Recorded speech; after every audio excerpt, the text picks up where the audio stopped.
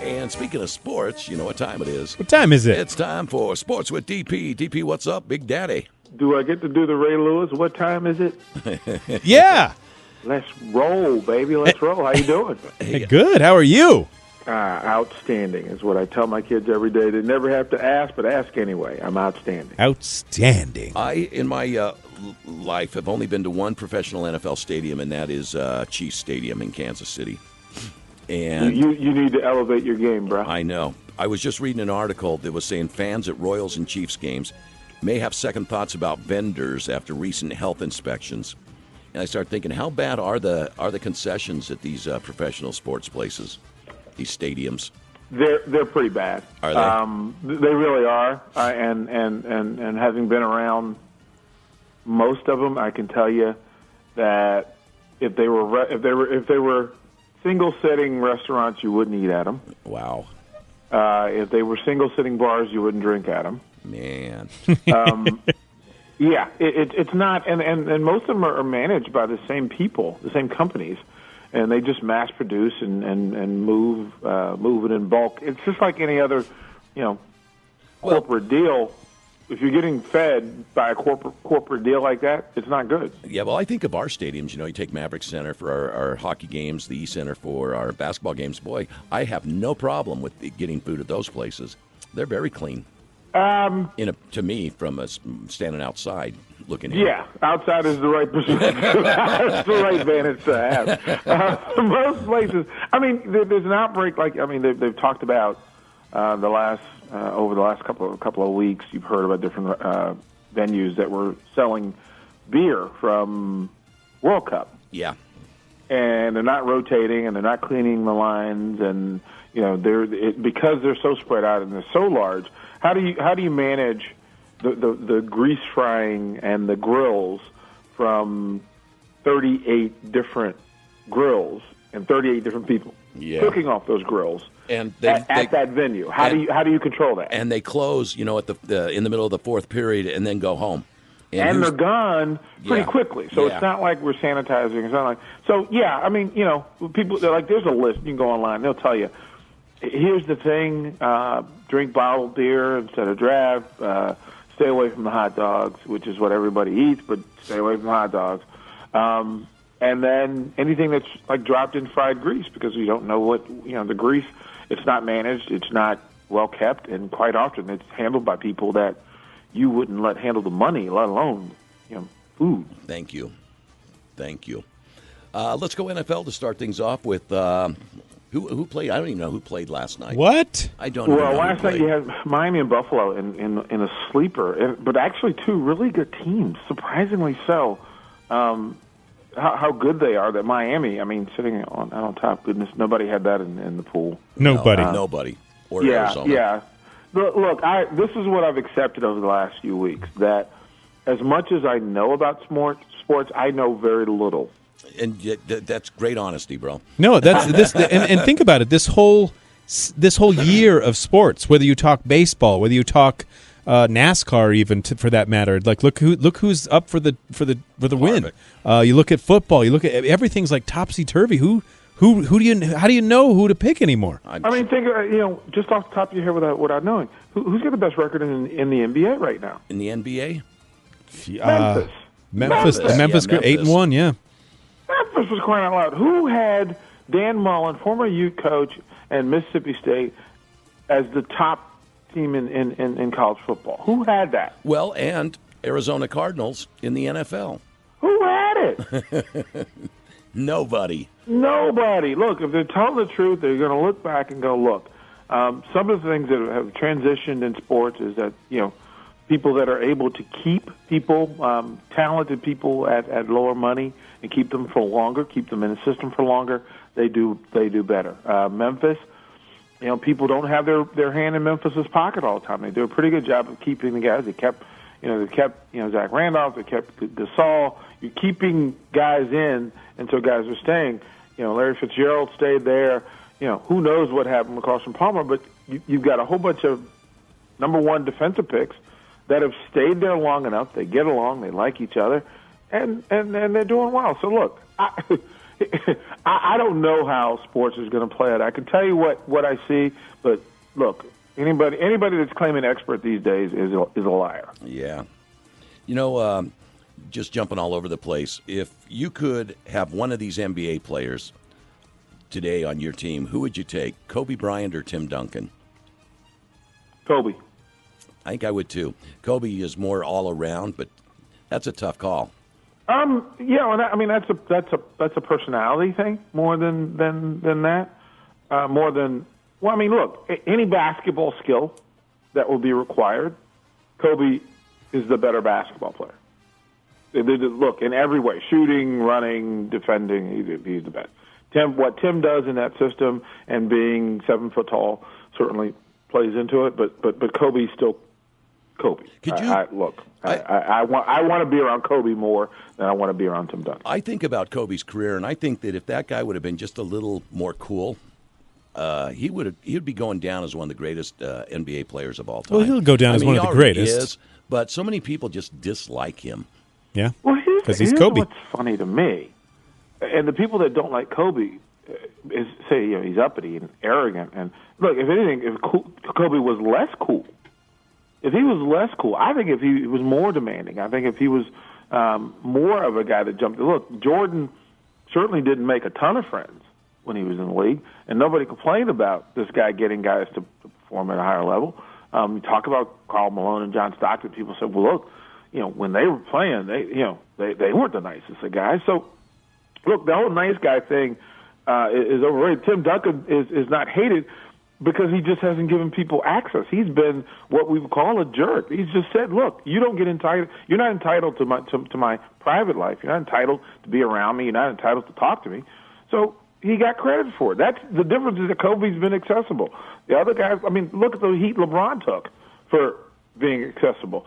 Too much rather than not enough. Yeah, good point. Good point. Yeah, and it's like, and you look at Derrick Rose lately. Being honest. If somebody asks a question, he says, when I sit out, I'm really thinking about my future. I want to be able to, walk when I'm picking up my kid from school in the future. I want to be able to, so if I'm injured, I'm not going to just keep playing and hurt myself. And he just got torn apart for it. Yeah. Anything other than the Chicago Bulls fans, the unmitigated gall to think of his kids and his livelihood and his life. Yeah, whatever. That's the thing that because he's played there, and mind you, they're going to make sure that he's not Kobe, because as soon as his contract's up and he gets an opportunity to get out of Chicago, he's gone. Yeah, he's gone. So way to go, Bulls fans! You get what's coming. Yeah, it's such a weird thing because you open yourself up, tell the truth, you get it. If you don't open yourself up, you're a jerk and you won't talk to anybody and you get it. So I totally understand why a lot of these athletes are just. I'll give you the pat answers. They ask why there are so many sports cliches because I'm going to give you the sports cliche pat answer. I have to fulfill my contract and talk after the game or whatever it is. So I will give you whatever it is I have to give you by contract, and I will give you no more because it does me no good. Yeah. Yeah. Marshawn Lynch is the poster boy for how to do it the proper way, and just to say, I'm gonna say something. I'm gonna talk. I'm not really gonna say anything. I'm gonna talk to you though, and I'm gonna repeat the same thing over and over again. And then if you overstep any boundaries, I'm gonna jump out. And if you don't like me, tough. Well, just like Bill Belichick does as a coach, he'll go up there and rumble, mumble, say a couple things, and didn't really say anything. We're moving on to Buffalo. That's about it. So what about Cleveland? Wow. Yeah, what the hell's going on? Well, you know what's funny? Okay, think back, and it's odd, and this happens when I talk to you guys more than anybody else I talk to. But here's the thing. Remember when the Kevin Costner movie came out, and we talked about the local kind of mid-tier quarterback, and then the high big time star, college star that was coming out. Everybody thought they should draft, and they would go all crazy over, and they would end up with both of them, and then the veteran would be the guy that leads them, and then they go to the playoffs, and the hometown hero is. And we said, it's kind of weird how it played out in the movie, that it played out that way in the draft. Well, we didn't pay attention because it's playing out that way in the season. Yep. Look, again, the best player on your team isn't, he's suspended. Josh Gordon's suspended. Guys get hurt, and somehow you've managed to play really good football and be at top of the division. Like I said, I don't have all the answers to that. That one doesn't make sense to me in any way, shape, or form. And that's the beauty of sports. And the funny part is, when Mick asked that question, I thought he was asking basketball, and you thought he was asking football, and I think both teams are, what the hell's going on this season? Yeah, you can take either team. Well, look, the Cleveland Cavaliers are fine. Look, LeBron, again, if LeBron came into Cleveland and said, this is my team, he's a jerk, and everybody's going to hate him, and they're going to be mad at him, and players are going to revolt. But does what does he do? Does he have to go so far to the other side, though? Look, no matter what he did, unless they won every game, he would be wrong, and that's just the way people think. It doesn't make sense. Look, it doesn't matter what happens in November. Not in the NBA. It doesn't matter. Look, when you roll around to playoff time next spring, you're going to be talking about Cleveland being the best team in the East and the favorite team. And even if they aren't the top seed, nobody's going to bet against them in the playoffs. Nobody's going to bet against LeBron and Kyrie Irving and Kevin Love in the playoffs in the East. It's not going to happen. Is that the way they look at it also? As well, I don't care what we're doing. It's only November. Look, the paycheck cashes anyway. Right? So true. Look, they don't have, you won 3 games today, so you get 3 times the check. No, it doesn't matter. The legacy is built in the postseason. LeBron knows that better than anybody. You know why he learned it? The Spurs. Because the team that kicked his tail said, we don't care what happens during the season. As long as we're healthy and full in the playoffs and can kick your butt, we don't care. Well, just so long as we do enough to get to the playoffs. And that's what we just saw in baseball also. Hey, it just doesn't matter. We make the playoffs. Look, get there, get it done, celebrate. Yeah. All the rest of it is somebody else's. It's a way to occupy time and a way to move things forward. But if you're good and you know you're good, then the mission has to become the greater thing and not the lesser thing. The greater thing is the championship. The lesser thing is being preoccupied for 82 games when it doesn't really matter. So is Kobe just kind of mind gaming his team right now? No, because Kobe doesn't know his team. Yeah. Not Kobe. I'm sorry. I meant LeBron. Is LeBron mind gaming? LeBron is nurturing. He's what we call nurturing baby sharks. Okay. You're nurturing. It's you're going to let them make mistakes. They're going to try to chase somebody. They're going to chase some folks down, and they're going to miss some. They're going to get some. But then when they're tired of missing, he's going to, okay, y'all ready? We've done it your way. Yeah. Now, how about you let me be LeBron? How about you let LeBron be LeBron, and we can go get us a ring, and everybody will feel better about it. Okay, so then he is playing games, in a sense, with this team, and he's got the maturity to let these guys figure out what they are and who they are. I don't know if that's gamesmanship. Some people would call that leadership. Okay, yeah, good call, leadership. But it takes a lot of maturity to be able to do that, huh? He's the guy. Nobody on that team is going to tell him what it's like. Hey, LeBron, here's what you need to do to win a championship, pal. Yeah, there's no Kyrie Irving can't tell him. What's he going to tell him? What's he done? Yeah, it's just interesting to watch that team and be somewhat close-minded and go, what the hell is going on here? No, you got to let them figure out what works. Again, new players, new system, new controls, and again, it's a coach that's still trying to learn his place in this thing. Yeah, so true. It's not like it's kind of like your first car is a Lamborghini, bro. You got to figure out what to do with this thing, man. I can't just drive around the neighborhood. You got to figure out how to get it on the open road. I don't know that the coach has his feet on the ground yet. He's 10 games into his rookie coaching year in the NBA. It's a different deal. He needs time to learn as well. How important is the coach to the team? It's his system. Ultimately, the system, and you choose the system, and you have to manage the system, and you have to manage the people in the system. So he can screw it up. Look, it's equal balance. People say, well, the NBA is a players' league, and it is, and it's still will be, because, again, they'll go as far as LeBron takes them, not as far as the coach takes them. But if your coach isn't sure, it's one thing to have Phil Jackson or Popovich, who you can look to the sideline, and when they call out something, you get an immediate response and there's respect. That's not the case with a rookie quarterback. LeBron's a rookie coach. LeBron's look over the sideline like, you sure? But he did that with Spoelstra as well. So. Yeah. So there's that. So I accidentally said Kobe, and you started going there. What's it going to take for Kobe to get the Lakers motivated and going? That ain't happening. He better find. Well, what he should do, and here's the plan. So when the building is empty, Kobe should go over to the Clippers locker room and switch all the jerseys. All right, and then Chris Paul and Blake Griffin will be with the Lakers, or he'll be with the Clippers, and then they'll win the championship. Yeah. Well, I'll tell you, that's the only way that's happening in that building for either team. For either team, that's the only way that's going to happen. Watching Boozer play with the Lakers is just Boozer's not a winner, man. Show me a place where he's a winner.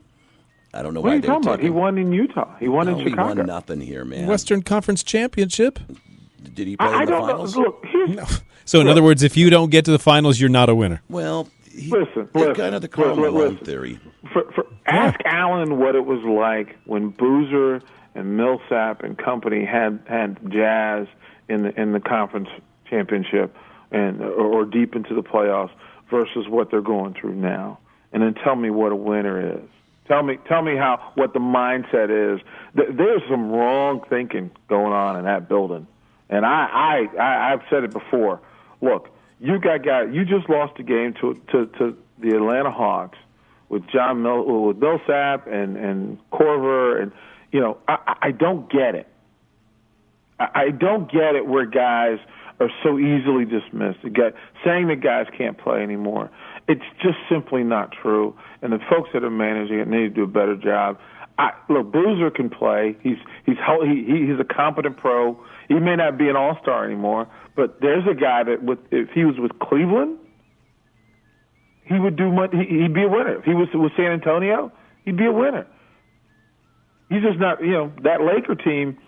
Ugh. It's just not a good basketball. All right, before we let you go, a couple quick ones. Utah playing this weekend, and then the Alabama Mississippi State game. What do you see? I am still giddy over the Utah Utes and the way the program is kind of redirected itself and raised itself, from the ashes. And it was a tough week last week, but it also showed that this is a really good team. I don't think they go to Palo Alto and win. Stanford is just. I just think they're big. Their guys up front are exceptional. I'd like that. I think it'll be close, but I don't. I just can't see them getting over the hump with the quarterback situation being up in the air. I can't. I wish the best for Dan Mullen. I still think he ends up in the playoffs with that, but I don't think you go to Alabama and get a win. You don't think they're going to win, huh?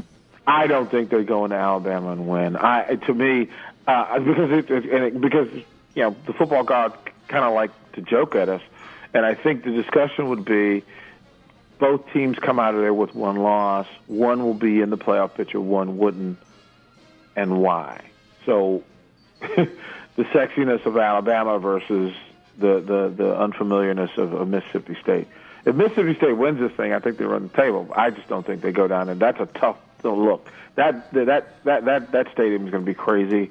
I just can't see them pulling that off. There are too many options on the other side of the field. I'm calling Dan Mullen right now.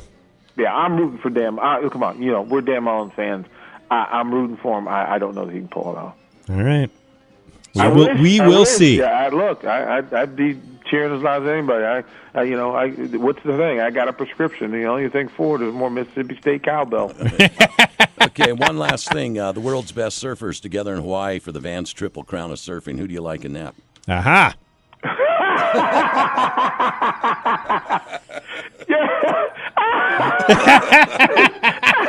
You're a funny boy. You're a funny boy. Oh, man. Yeah, okay, go for that. Yeah, you go with that. Wow. That was awesome. On that note, have a great weekend, brother. Oh, Oh, man. Talk to you guys soon. Bye. See you, D. And we'll be right back.